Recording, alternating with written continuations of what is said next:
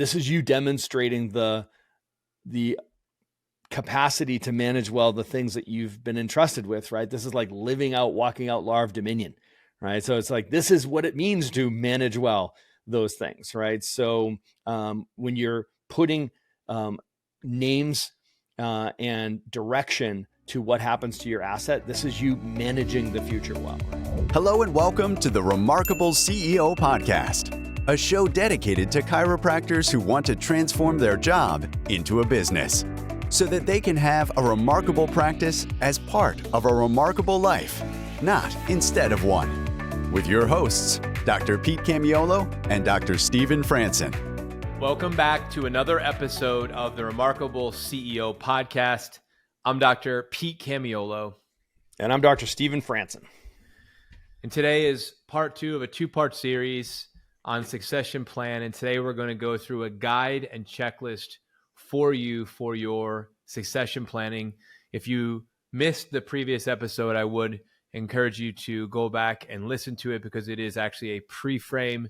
It's really the setup, the heart behind today's conversation, which is going to be more head, hands, and feet. But we addressed the heart of why this is so important as a CEO, why this isn't a someday thing, but it's a Monday thing. It's why this is important now. We talk about how things are framed in what's important now, what's important next, and what's important ultimately. This is a what's important ultimately right now.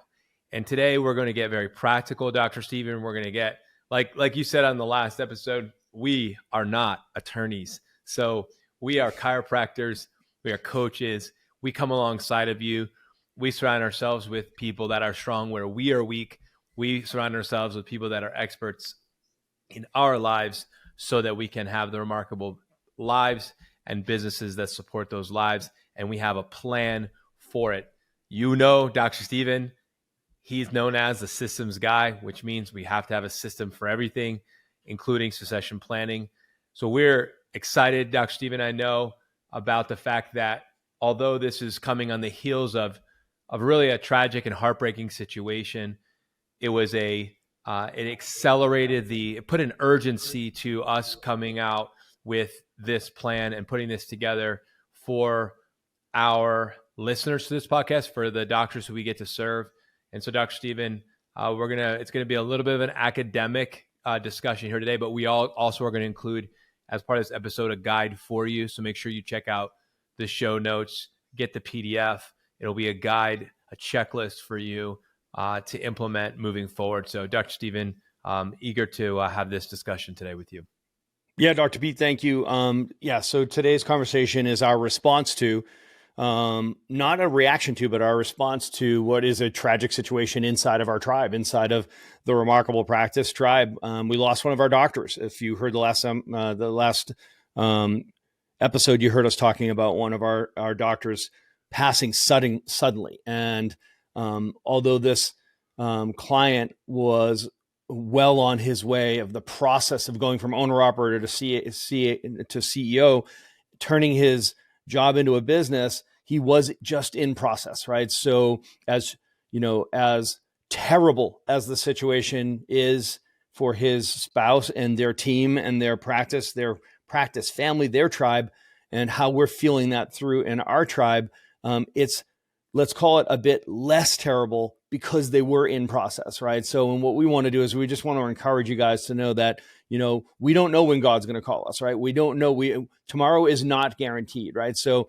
as much as that's a morbid pre-frame, the reality is that this is a conversation that we have to have as professionals, right? We have to have this conversation as coaches. Like Dr. Pete said, we're not attorneys. This is not legal advice. This is us coaching you, right? And guiding you and educating you and saying, listen, you need to take direction from us and take action for you, right? So for you and for your family, we've been involved in too many of these conversations. But I've been coaching chiropractors for 20 years.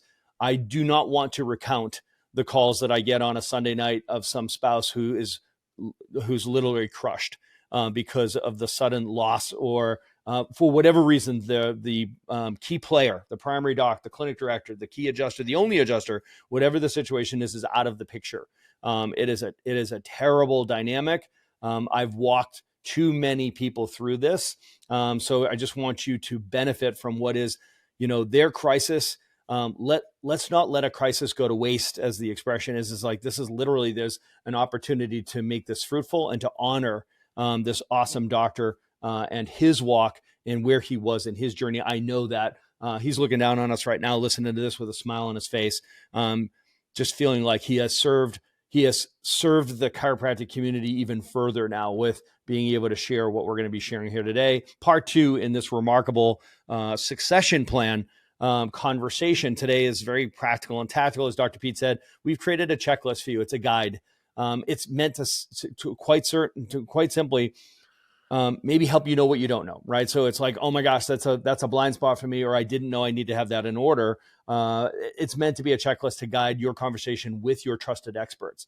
You should be having these conversations with your attorney, with your financial planner, with your professional planners. If you're coaching with us, as a conversation that we should be having, your insurance experts, right? So there's a team of experts that you need to assemble around you now.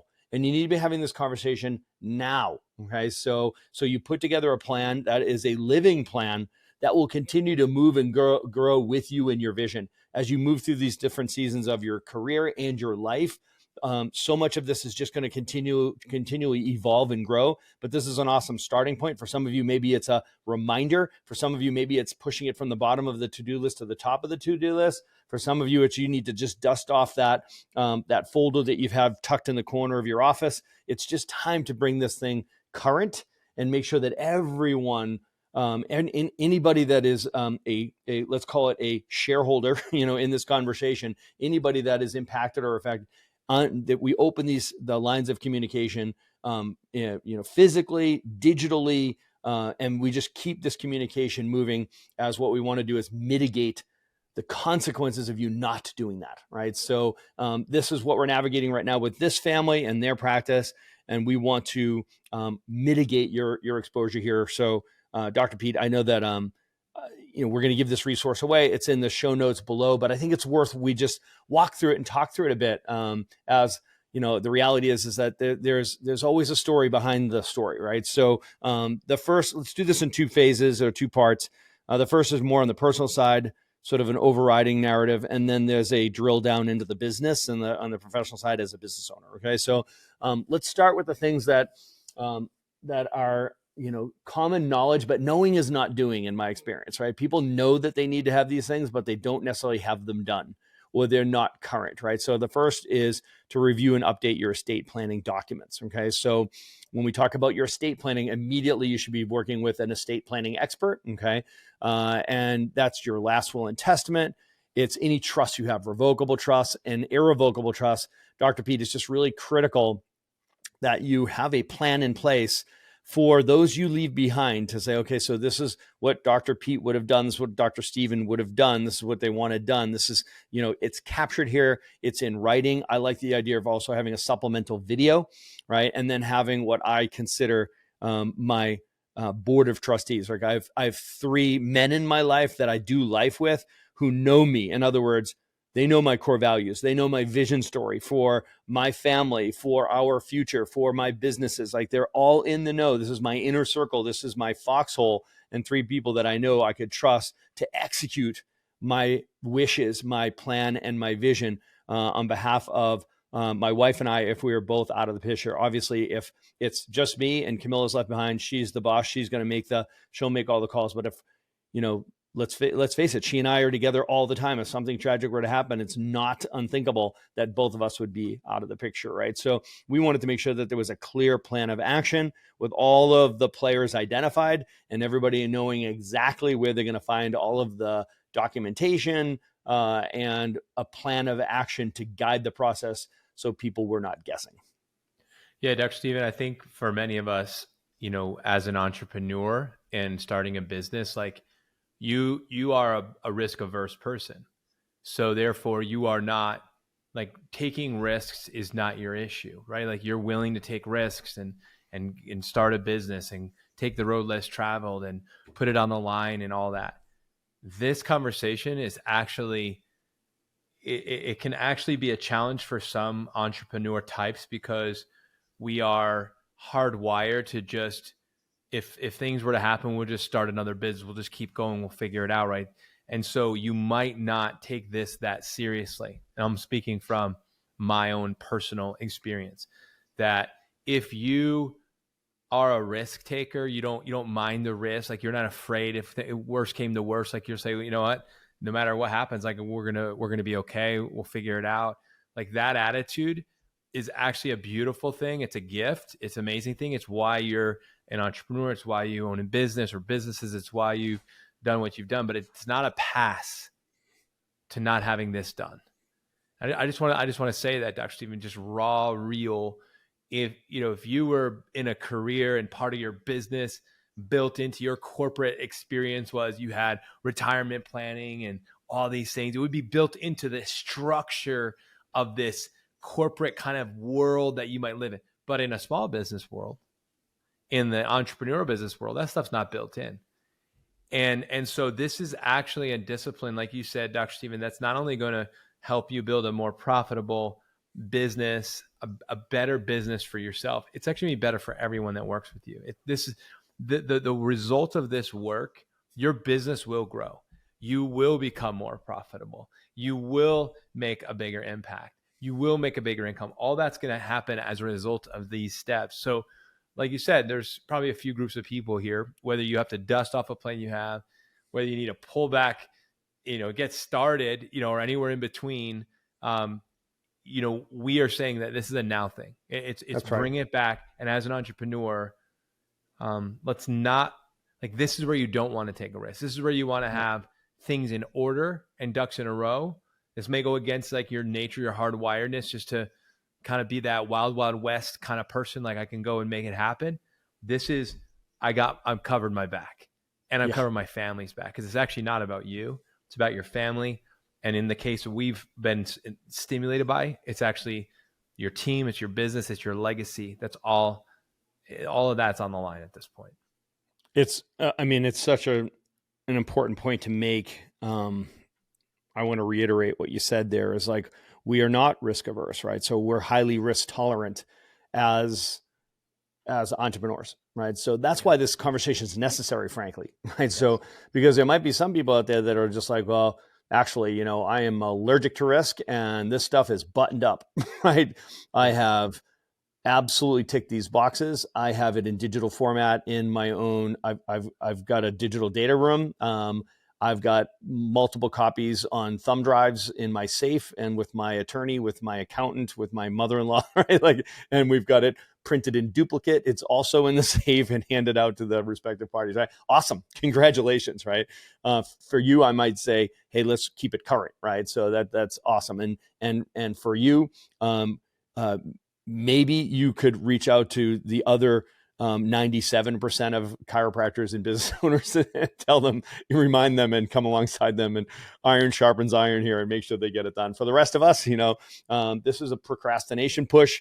This is not something that you want to put off, right? So the second piece of this is beneficiary designation, right? So understanding like you've got assets, right? So you got to give them direction, right? So every piece of this is like, you got to be able to think about, it's like, okay, so I need to be able to capture a place in one document, like, what are all your assets? Your actual and virtual assets, right? So you've got to make sure that you're super clear on, who gets what, and give it this clear direction to take that stress off of the rest of your family, right? So not to mention to avoid like probate and having everything getting tied up and locked up, which is a terrible situation. Not to mention there's mechanisms that will shelter so many of your assets, so you're not dealing with estate taxes. I mean, this is a real deal, guys. Like all of these elements, all these moving parts here is about protecting what you have earned and own, and want to be able to create a generational experience, like a generational legacy and generational wealth, right? So clearly you want to identify things like your life insurance policies, like whole life insurance, index funds, retirement accounts, any other assets, and make sure that just stays just consistent with what your view is and your plan is for what's to come of all of those assets. Give them direction, right? So money is dynamic. Assets are dynamic, right? So you need to give it direction. I love what DeMartini teaches around that. It's flowing through you, right? So you've got to give it direction. And managing this well is an example of this is a covenant, right? So this is you demonstrating the capacity to manage well the things that you've been entrusted with, right? This is like walking out law of dominion, right? So it's like, this is what it means to manage well those things, right? So when you're putting names and direction to what happens to your asset, this is you managing the future well, right? So number 3 is organizing important documents. So you want to be compiling all the documentation, deeds, titles, financial statements, accounts, insurance policies, legal documents that need to be secured and passed on to the family, right? So this needs to all be in one place, guys. You need to have master lists. Just think about like your accounts. Dr. Pete, you and I were talking about this, before we jumped on here, the idea of like, how many accounts do you have? Like, you need to have a master list of all your accounts, where they are, what banks, what are the account numbers, what are the account names, are there nicknames for those accounts? What are those accounts? What's in there? What are the passwords for those accounts, right? Like, all of that needs to be collected into a data room, right? So it needs to be locked down and secure, okay? Mine, for example, like I'll tell you guys, it's in the safe and in my attorney's safe, right? So, and there is a plan. My family has this clear plan around, okay, so this is where this is. There's a list of the accounts and all the assets, including things like equity that I hold in different holdings, right? So whether they're businesses, like, I have equity in 10 different places. Like, my family, that would be vapor, right? I mean, I trust that my partners would come forward and say, hey, did you know that you guys had 5%, 10%, 37.5% of this, right? I trust my partners would do that. But that's a hope and pray type of scenario. That's not a strategy, right? So it's like, you want to have a strategy that says, I have documented these holdings and I've kept it current. And I've made what is a terrible situation, a very painful situation for everybody that I've left behind. I've made it easier, Dr. Pete, for them to walk through this gracefully and intelligently so that they don't get lost emotionally. We like to say that, and you'll hear us use this quote, marketing isn't hard, it's organized. We talk about how, your business needs to be simple, right? Chiropractic is a simple and elegant solution. We talk about systems they simplify, which makes it more scalable, right? This is about organization. That's what we're talking about, Dr. Stephen. What you're talking about is getting organized, the law of dominion. I love that reference. I think it's such a powerful reference, and we're using it specifically now in terms of, your succession plan and having these pieces in place. And the reason why this is really, it's raw in this moment for me and for us, is that we're actually facing a situation where some of that maybe wasn't that way.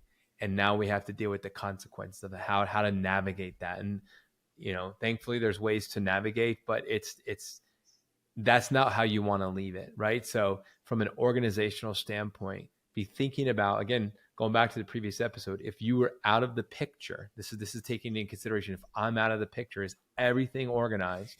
Is everything set up exactly how it needs to be? Is everybody in the know? Is everything where it needs to be? And this isn't a once and done and, I'm done. This is a regular recurring rhythm. We talk about, meeting rhythms and reporting systems, right? That's how you turn, your job into a business. One of the frameworks we use. So this is a framework of a meeting rhythm and a reporting system. Like, you have to have that, and we're organizing that. And we're suggesting, Dr. Stephen, that at a minimum annually, this is part of that rhythm. This should be an annual rhythm at a minimum for you, to keeping everything up to date, up to speed. So like setting up that meeting rhythm, setting up that reporting system, organizing all of this. That is what we're encouraging you to do if you don't have that done already. That's right. And the next piece of this is communication. And, it's one thing to capture everything and document everything in documentation, which is really important. It's vital, right? So that's a step in this process, right? Capturing that data and communicating through the documentation. But you've got to make sure that you're communicating a plan for those documents, right? Like, somebody's got to know where they are, that they exist, right? So have a copy of them, so to speak. So, of course, there's a conversation between Camilla and I, but there's also a conversation with our attorney, right? So an attorney knows, okay, so we have this, and I want you to work with our CFO and our accountant, our bookkeeping team and this circle of people that, this is our COO, they're on our financial chair. There is a team of people that this is where you're going to find this information, these resources. Let's bring everybody together so that they're equipped. And all of the players are in place and they're aware, I'm expecting this. Here's this document. Here are my directives. If this, then that, right? Scenarios type of deal. But then you've got to communicate to my parents, Camilla's parents, our kids, our children, our siblings, right? So you get a sense of okay, so here's the plan, right? So for example, just very practically, I have teenagers, I have my kids. So when we had this conversation with them initially, it's take out your phone, go to your contacts. I want you to enter this contact, attorney. Okay. And then I gave my attorney's name and contact information under this. So in the worst situation, Camilla and I are out of the picture. My kids aren't looking at each other like, well, what do we do now? It's I told them first phone call, right? You call my parents, and second phone call is you call John and get on the phone with my attorney, right? So my kids know, just putting it in their phone under attorney, they don't have to remember John's name. They don't have to remember how to find him in their directory. You follow me? Just simple tactical things like that, where you have to put yourself in the other person's shoes for a moment, in a moment of duress. Is how can we make this easy for them and secure at the same time, Dr. Pete?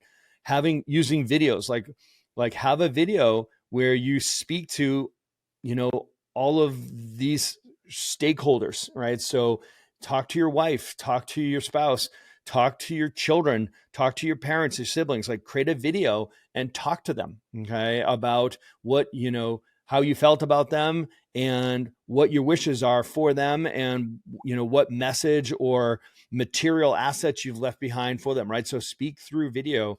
You can imagine what a gift that would be to leave that in behind you, right? So in your past. And obviously that's something that you'd want to, like you said, you'd want to revisit. And I know that this can feel heavy as I say this to you, but you can imagine, what a blessing it would be for those that you left behind.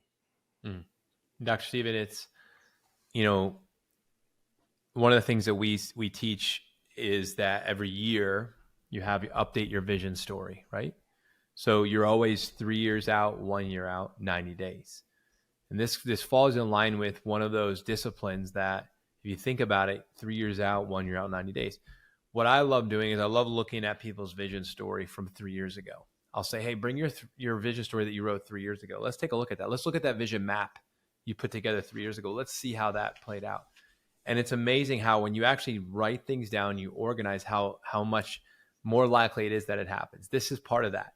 This is saying you put it down on paper, you put together the plan, because the likelihood that, in the likelihood or the unlikelihood that this were to happen unexpectedly, but in the case that it was, you are planned out and you're ready to go. And that's what the power of this is. Because just like if you write your vision story 3 years ago in your vision map and you focus on that, 3 years later, it's amazing how much of that actually became true and is in your life right now. This is the same. You're literally leaving the vision story of the future that you desire. You're leaving it starting now. That's the power of this. So just like you use your vision story, vision map for your business, this is actually part of the vision for your life beyond your life. That's exactly right. So this plan, to your point, needs to be updated.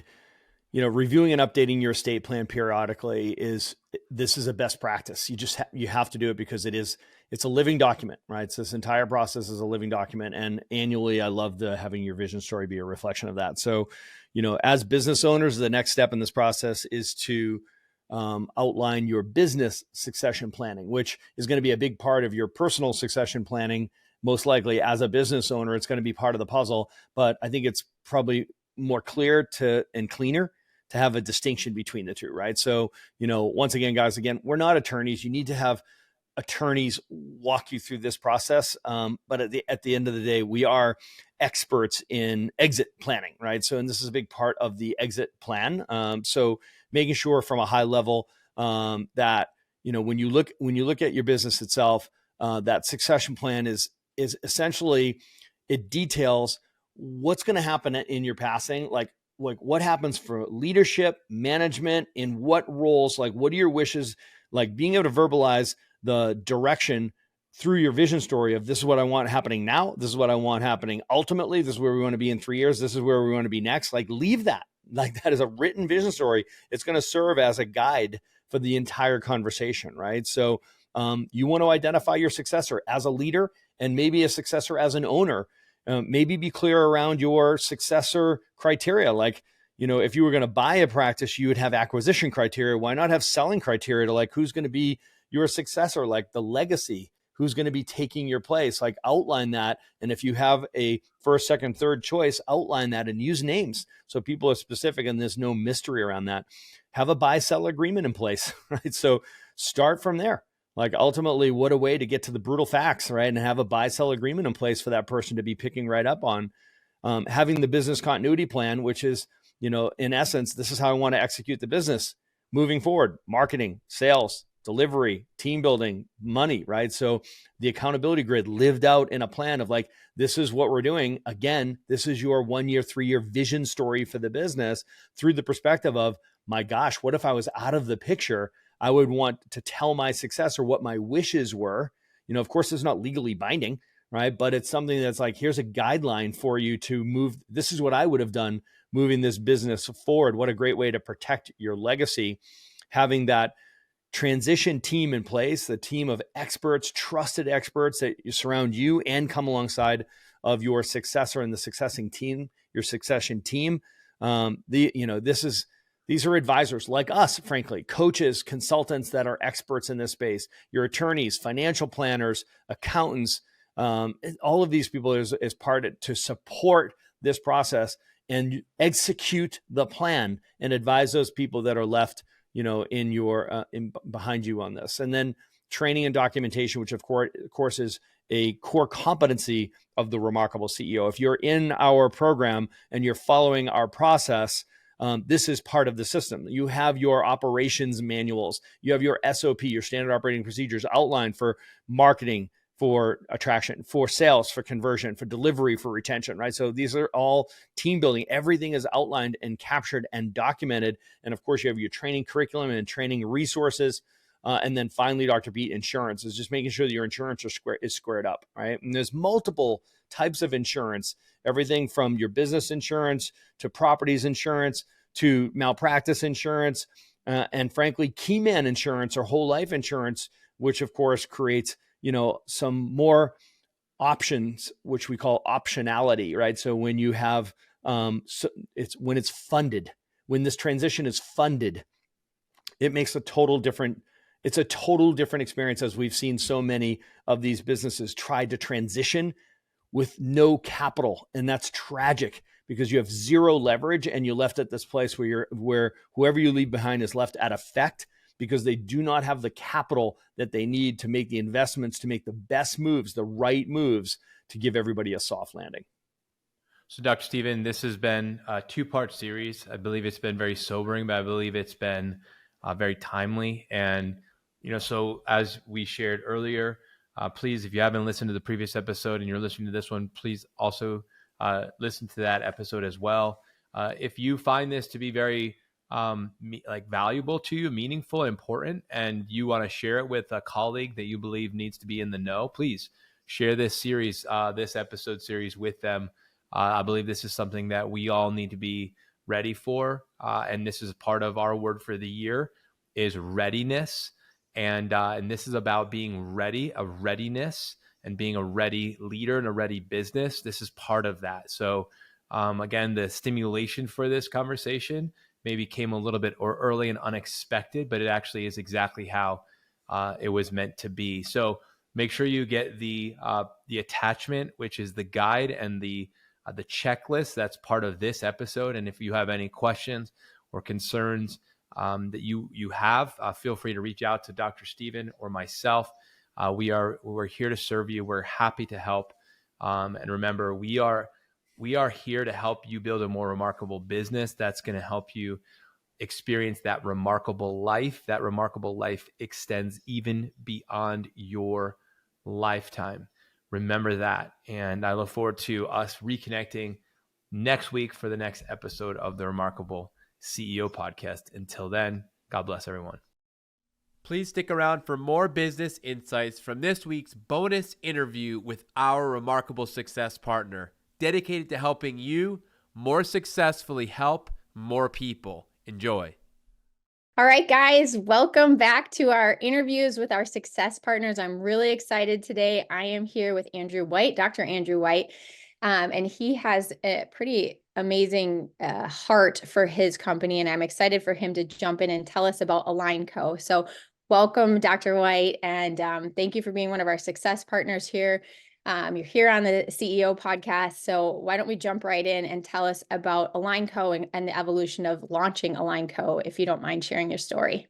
Yeah, of course. So I am from Michigan originally, and my mother was a nurse at University of Michigan in Ann Arbor when I was a kid. She had a classic throw your back out moment when I was very young. She went to her medical doctor. They saw a disc issue, referred her to an orthopedist, recommended surgery. Post-surgery, had chronic pain, and then they ended up giving her Oxycontin, and she's been struggling with opiate addiction now for about 30 years. So that was the impetus for me to get into healthcare. I was pre-med in college and plan on going to medical school. But at the time, the consolidation of healthcare was really hot and heavy. Hospitals were buying everybody up. And my family practice I went to all my life got bought, and I had asked why they sold.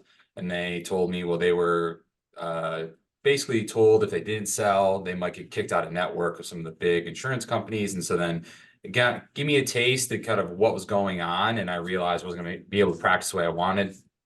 So I had experience with chiropractic when I was a kid through sports. I was a football player through high school and college. And so I always knew about chiropractic and had good experience about it. And so then I realized I had developed that kind of a strong aversion to the rush to drugs and surgery and the way that the medical field was practicing. So then I visited Palmer when out in Iowa, did that. Then while I was there, I realized a lot of my passion was tied to my mom's story and access to good healthcare. So then I did lobbying in DC for a bit through the ACA and ICA. And it was a good experience. But again, I was just clear that big change I was hoping to impart wasn't going to come from there. So then I went back to Michigan, did a residency or peak or preceptorship, whatever your school calls it. Yeah. At a large high volume clinic in Michigan. And I thought I'm just going to go learn from them and figure out how to serve as many people as possible, try to reach people like my mom faster. Ended up originally partnering with that clinic, and we were having a lot of success. But I was really frustrated early on because for all the success we were having, every week I'd meet patients like my mom, and I felt like I was meeting them late constantly. They'd already been through the ringer, had surgeries, been on drugs. They would all have the same sentiment, like, oh, I wish I would have met you sooner. And it would always break my heart. And so I just started trying to reverse engineer the problem because the opiate epidemic had just been getting worse and worse. At the time when I had set out to try and create Align & Co., there was 189, 90 people a day that were dying of opiate overdose. Last year, I think it was up to like almost 212. And of that number, a large percentage started taking their opiates for musculoskeletal issues. And I'm a vitalistic chiropractor, so I know there's a lot of ways we can help folks. But out of all the things, like basic back pain, it blows my mind how people die from back pain. And so I read some case studies in chiropractic school about businesses that developed robust on-site health programs, including chiropractic, and some of the results they had seen. And I was tracking a lot of the stats that we were seeing in our clinics and the results we were getting. And so I always felt like, man, there's got to be a way to tie or show business owners the value in chiropractic, because if we're helping these patients in my clinic get better, that's translating to ROI to their lives and their work. And so then that was kind of the impetus to set out to create some software in 2019 to help business owners see the value in chiropractic. We launched in 2020 using that software to try and land contracts, having businesses pay us to deliver chiropractic services on site. Prove that model through 2020 and 2021, and then really just prep to scale through like the next 18 months, and then kind of brings us almost to today. And so again, what I do today now full time is I sell businesses and corporations on the value of bringing chiropractic care into the workplace. And then we contract local doctors to go adjust on site. And so it's a another form of marketing for a clinic. It's a great way if you have multiple associates and they're not completely full to help fill some of their time. So we'll pay the clinic to send a doc on site and adjust. And then we highly encourage those clinics to talk about their clinic so that they can stimulate referrals back to their clinic. And any of those referrals are separate from our agreement. So they charge them however they charge their normal patients. And so again, it's a great way just to add another tool in an office's tool belt to serve more people and market their clinic. So that's kind of the big vision of how it started and why I'm doing it. Last thing I'll say is there's 168,000 businesses in the United States that are in my ideal market as far as what Align & Co does. That represents about 49 million Americans. And of that, about 9 million today statistically are struggling with back issues.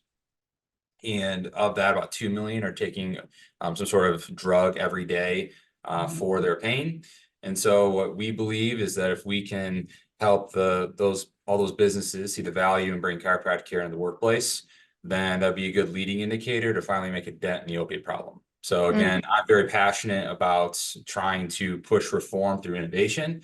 And I've become exceptional at this niche thing as far as helping businesses see the value in chiropractic and how to deliver it on site. And so I'm just going to push for the rest of my career, or for as long as I don't know. I plan to do this for a while because it's a big issue.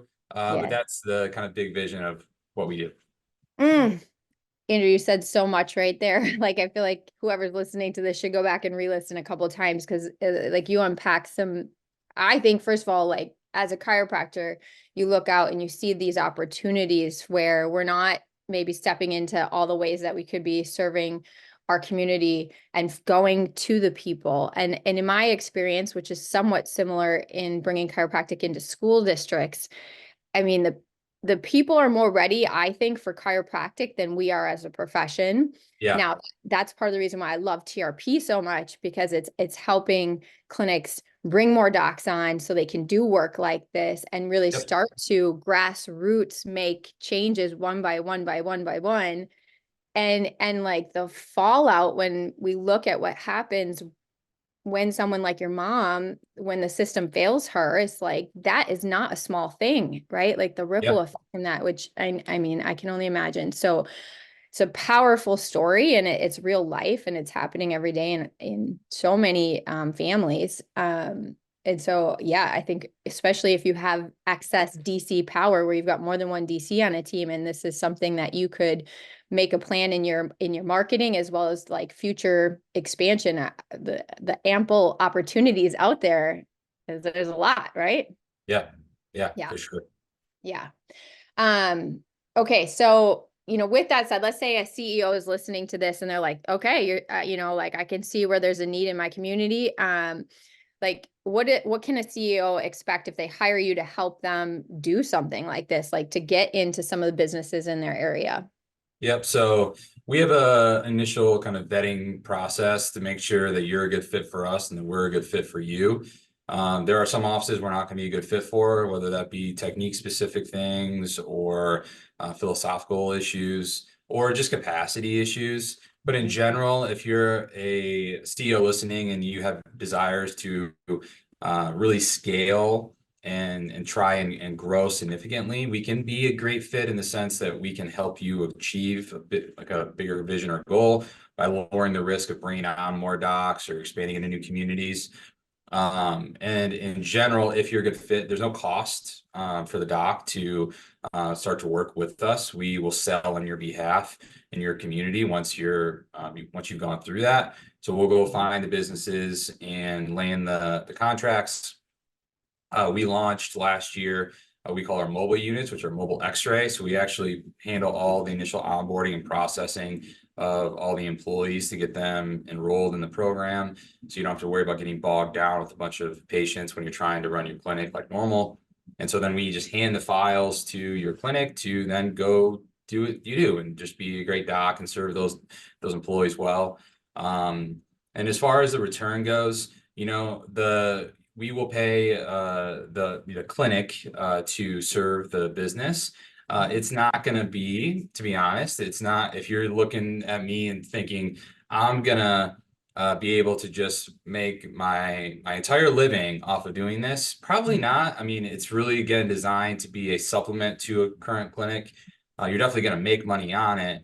But really what you should see this as is that it's paid marketing. It's one of the only opportunities I know of to get paid to market your clinic, where I'm going to pay you to go and adjust a captive audience of people who all have spheres of influence and friends and family that I highly encourage you to stimulate referrals to. So we normally see at least one, sometimes 2 to 3 referrals per employee you treat. So if I contract your clinic for a 100-employee company, then I would expect in the next 12 to 18 months that you could get about 100 referrals to your clinic. And I don't want to pay you to stimulate those referrals. And I don't know what the LTV is in your clinic, but if it's in the thousands of dollars, then you can do the math on like what that could mean for your clinic as far as, again, just getting some new ones back into practice. And so again, it can be a really great way to just supplement, again, a doc that's not full, to help subsidize their salary.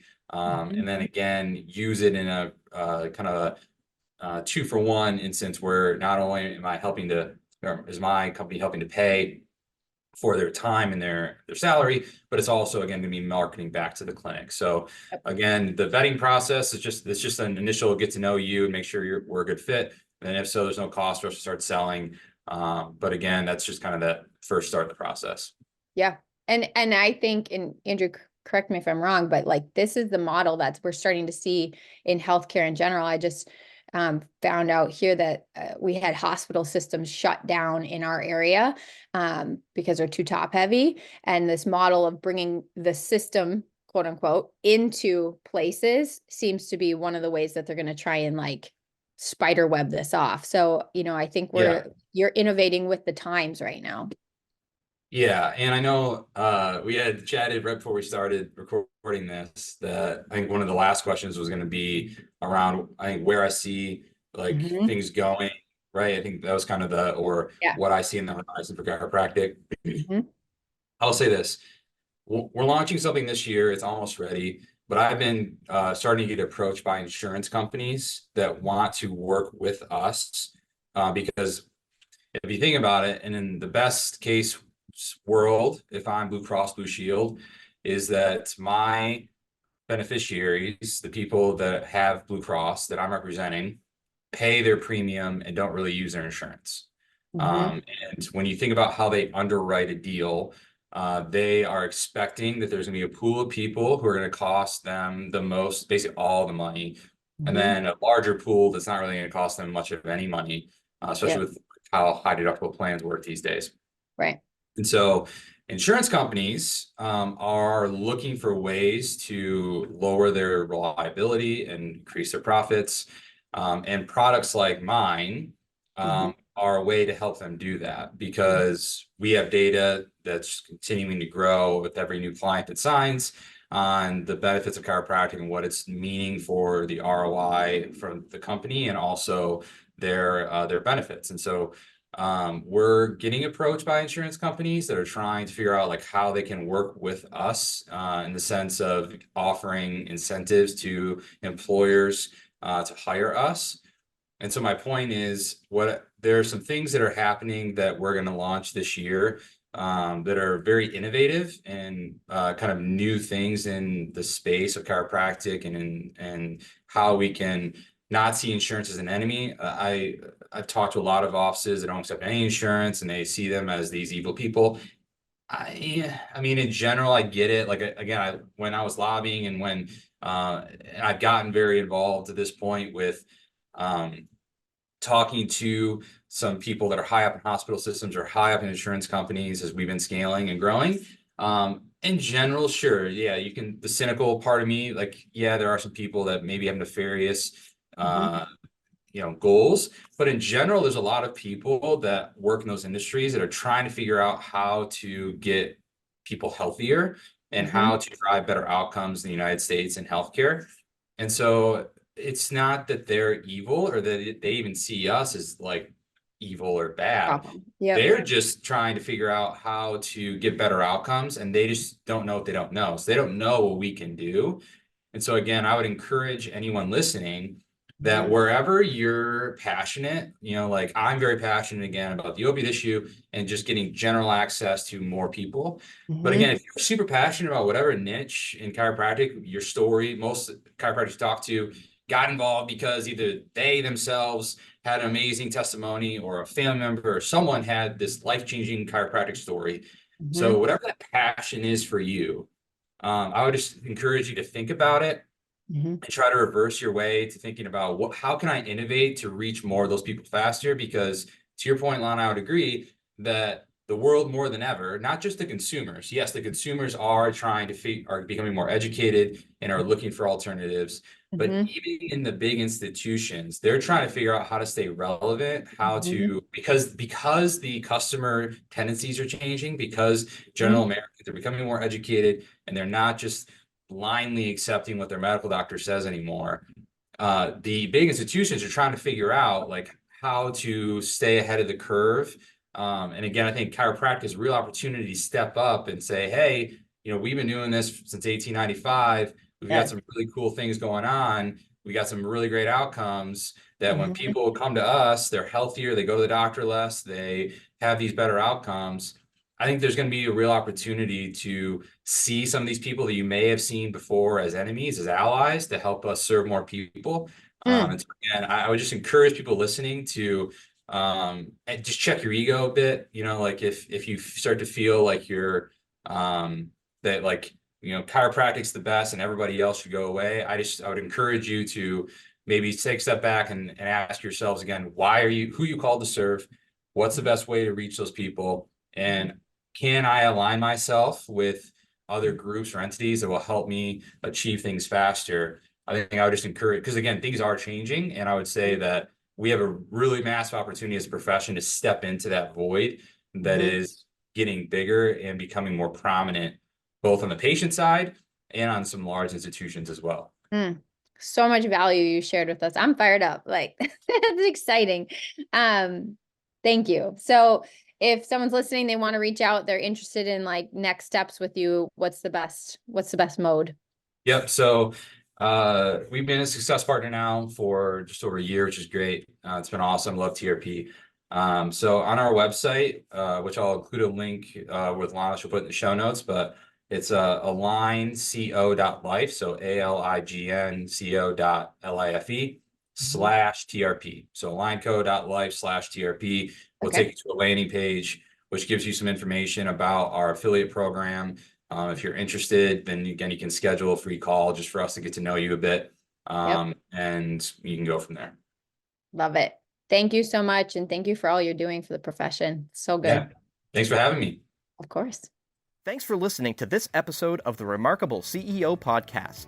Remember, what the world needs now is chiropractic, and what chiropractic needs now is more successful chiropractors. If you like this podcast, please subscribe, share with a friend, and leave us a review.